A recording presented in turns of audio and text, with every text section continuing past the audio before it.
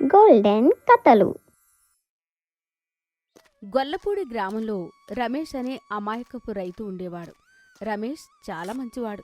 పొలంలో కష్టపడ్డం తప్ప ప్రపంచంలో ఉన్న మోసాలు కుట్రలు అతనికి తెలియవు. ఎవరైనా నవ్వి ఏం చెప్పినా గుడ్డిగా నమ్మేస్తారు. రమేష్ భార్య సుమతి పేరుకు తగ్గట్టే మంచి బుద్ధి కలది. చాలా తెలివైంది, సమయస్ఫూర్తి కలది. రమేష్కి యుగంధర్ అనే ఒక స్నేహితుడు ఉన్నాడు. వాడు ఊర్లో అధిక వడ్డీ వ్యాపారివాడు.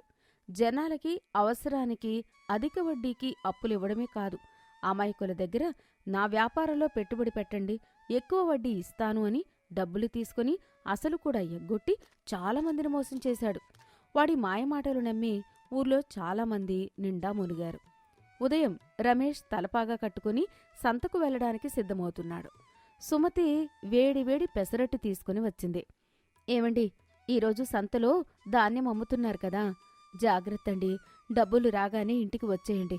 వచ్చేటప్పుడు కిరాణా సరుకులు, పాప స్కూల్ ఫీజు డబ్బులు పక్కన పెట్టండి. పోయిన పంట అప్పులు కూడా తీర్చాలి. నాకు గుర్తుందిలే సుమతి, ఈసారి పంట బాగా పండింది. దళారి గారు మంచి ధర ఇస్తానన్నారు. చేతికి ఓ 10,000 వస్తాయి. అయితే మనం ఈసారి కొంచెం బంగారం కొని పక్కన పెడదామండి. ఆడపిల్ల కదా, రేపటికి పనికొస్తుంది. హబ్బే, ఆడవాళ్ళకి ఎప్పుడూ నగలు నట్రాలేనా? నా ప్రాణ స్నేహితుడు యుగంధర్ ఉన్నాడు కదా, వాడికి ఇస్తే వాడు దాన్ని బయట వడ్డీలకు తిప్పి మనకి నెలకి 105 రూపాయలు వడ్డీ ఇస్తాడట. ఇంట్లో డబ్బులు ఉంటే ఖర్చయిపోతాయి, అదే వాడికి ఇస్తే పెరుగుతాయి కదా. ఏమండి, నా మాట వినండి. ఆ యుగంధర్ గారి చూపులో ఏదో తేడా ఉంది. ఆయన ఇప్పటికే ఊర్లో చాలా మందిని మోసం చేశాడని అంటున్నారు. వడ్డీ వ్యాపారుల్ని నమ్మకండి. సుమతి, నీకు ఎప్పుడూ అనుమానమే. అందరినీ మోసం చేసినా నన్ను చేయడు. వాడు నా స్నేహితుడు, వాడు నా మంచి కోరి చెప్తాడు. సుమతి నిట్టూర్చి మౌనంగా ఉండిపోయింది. భర్త అమాయకత్వం చూసి జాలిపడింది. మధ్యాహ్నం రమేష్ ధాన్యమమ్మి డబ్బులు జేబులో పెట్టుకుని ఊరి సెంటర్లో ఉన్న టీ కొట్టు దగ్గర టీ తాగుతున్నాడు. యుగంధర్ అక్కడికి వచ్చాడు. ఎరా రమేష్, పంట డబ్బులు వచ్చాయా? ముఖం వెలిగిపోతుంది, లక్ష్మీదేవి కరుణించినట్టుంది. వచ్చారా యుగంధర్, దేవుడి దయ. శభాష్, అయితే మన డీల్ ఓకే కదా. చూడు రమేష్, ఇప్పుడు మార్కెట్లో డబ్బుకి ఫుల్ డిమాండ్ ఉంది. నువ్వు ఆ 10,000 నాకు ఇస్తే నేను అర్జెంటుగా అవసరం ఉన్న వాళ్ళకి అధిక వడ్డీకి తిప్పుతాను. నీకు నెలకి వడ్డీ ఇంటికి పంపిస్తా. అసలు ఎప్పుడు కావాలంటే అప్పుడు వెనక్కి తీసుకోవచ్చు. నిజంగానారా? సరే, ఇదిగో డబ్బులు. కానీ సుమతికి తెలిస్తే గొడవ చేస్తుంది, కాస్త జాగ్రత్తగా చూడు. మన మధ్య పేపర్లు ప్రామిసరీ నోట్లు ఎందుకు బావా? నా మీద నమ్మకం లేదా? నా మాట కంటే ఎక్కువ సాక్ష్యమేముంది? రేపు సాయంత్రం ఇంటికి వచ్చి రసీదు ఇస్తాలే, నువ్వు ఇంటికి వెళ్ళు. రమేష్ అమాయకంగా జేబులో ఉన్న 10,000 రూపాయల కట్ట తీసి యుగంధర్ చేతిలో పెట్టాడు. యుగంధర్ ఆ డబ్బు తీసుకుని వెళ్ళిపోయాడు. నెల రోజులు గడిచాయి. యుగంధర్ కనిపించడం లేదు. వడ్డీ లేదు, అసలు లేదు, రసీదు లేదు. రమేష్ రచ్చబండ దగ్గర యుగంధర్ని పట్టుకున్నాడు. ఎరా యుగంధర్, నెల రోజులైంది, వడ్డీ ఇస్తానన్నావు. అసలు సంగతి ఏంటి? కనీసం ఇంటికి కూడా రావట్లేదు. ఏ వడ్డీ ఏ డబ్బులు? నువ్వు నాకేమైనా డబ్బులిచ్చావా? రమేష్కి గుండె ఆగినంత పనైంది.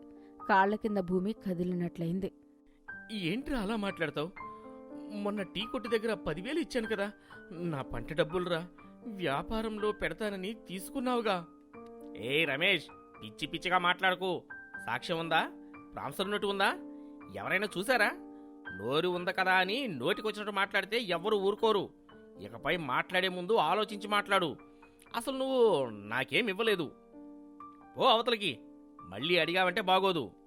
ఎప్పటికే చాలామంది ఇలాగే అడిగి దెబ్బలు తిన్నారు. రమేష్ నడిరోడ్డు మీద నిస్సహాయంగా నిలబడిపోయాడు.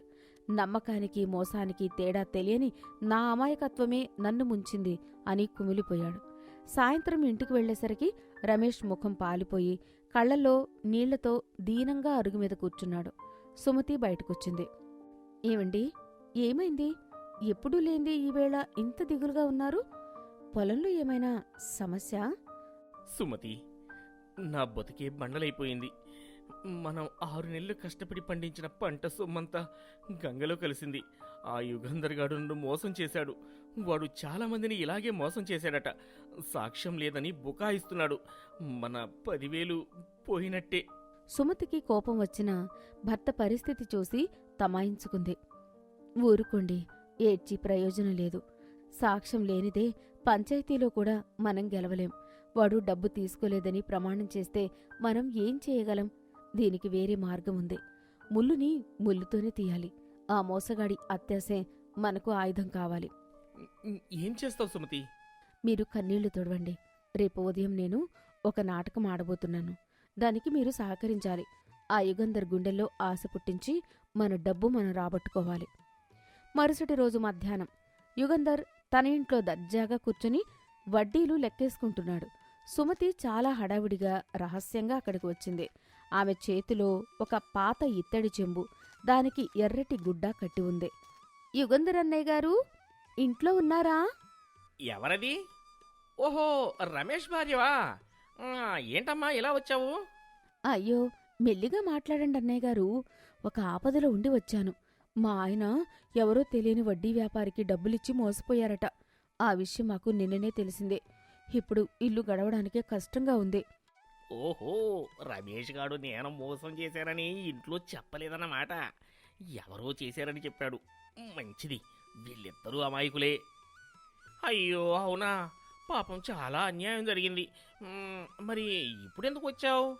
డబ్బు అవసరం చాలా ఉందన్నయ్య గారు. మా పుట్టింటి నుండి మా నాన్నగారిచ్చిన పాతకాలం నాటి బంగారు నగలివి.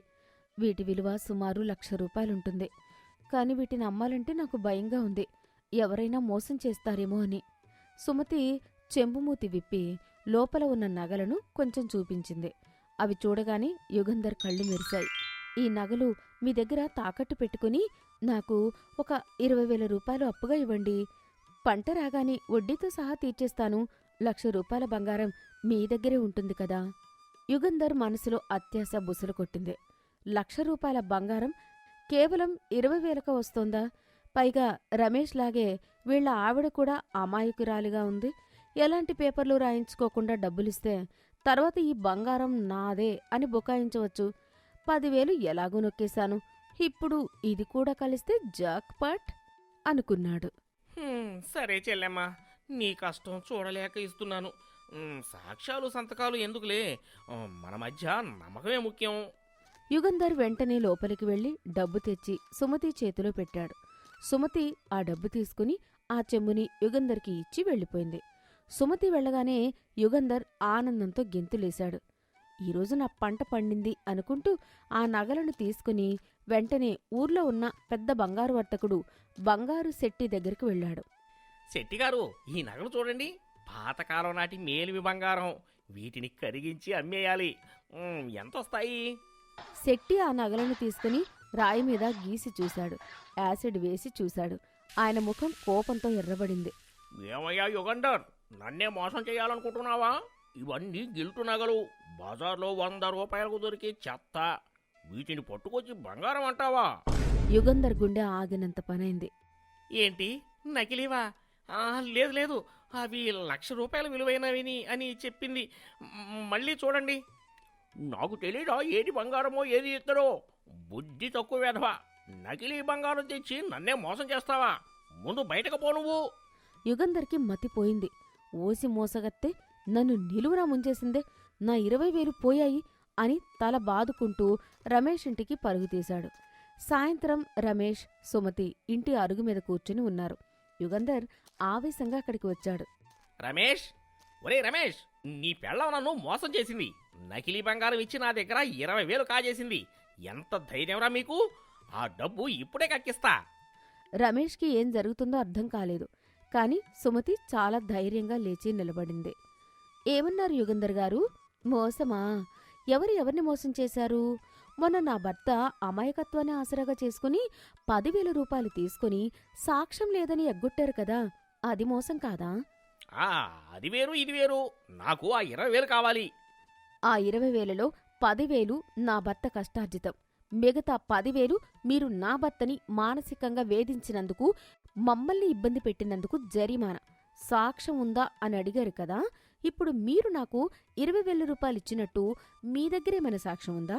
పేపర్లున్నాయా? సంతకాలున్నాయా? యుగంధర్కి నోటా మాట రాలేదు. తను రమేష్ని ఎలాగైతే సాక్ష్యం లేదని బెదిరించాడో ఇప్పుడు సుమతి తనని అలాగే దెబ్బకొట్టింది. ముల్లుని ముల్లుతోనే తీయాలి అన్న సామెత కళ్ళెదుటే కనిపించింది. ఊరి జనం కూడా పోగయ్యారు. యుగంధర్ చేసిన మోసాలు అందరికీ తెలుసు కాబట్టి ఎవరూ అతనికి సపోర్టు చేయలేదు. భలే బుద్ధి చెప్పావు తల్లి. వీడికి ఇలాగే జరగాలి. ఊరందరినీ మోసం చేసిన పాపం ఎన్నాళ్లకు పండింది. యుగంధర్ సిగ్గుతో తల దించుకుని వెళ్ళిపోయాడు. రమేష్ సుమతిని ఆశ్చర్యంగా ఆనందంగా చూశాడు. సుమతి, నీ తెలివితేటలే నన్ను కాపాడాయి. నువ్వు సాక్షాత్తు లక్ష్మీదేవివి. నా 10,000 నాకు తెప్పించడమే కాకుండా వాడికి గట్టి గుణపాఠం చెప్పావు. నిజంగా నువ్వు తెలివైన భార్యవి. ఇంకెప్పుడూ సాక్ష్యం లేకుండా నీకు చెప్పకుండా ఎవరికీ డబ్బు ఇవ్వను. మంచివాళ్లతో మంచిగా ఉండాలి, మోసగాళ్లతో తెలివిగా ఉండాలండి. ఇక నుంచి ఎవరినైనా నమ్మే ముందు ఒక్కసారి ఆలోచించండి. ఆ రోజు నుంచి రమేష్ పొలంలో కష్టపడి పనిచేయడం మీదే దృష్టి పెట్టాడు. ఎవరి మాయమాటలు నమ్మడం మానేశాడు. నీతి: అపాయం వచ్చినప్పుడు అధైర్యపడకుండా ఉపాయంతో ఆలోచిస్తే ఎంతటి సమస్యనైనా పరిష్కరించవచ్చు. దురాశ దుఃఖానికి చేటు. మోసగాళ్లకు వారి పద్ధతిలోనే బుద్ధి చెప్పాలి.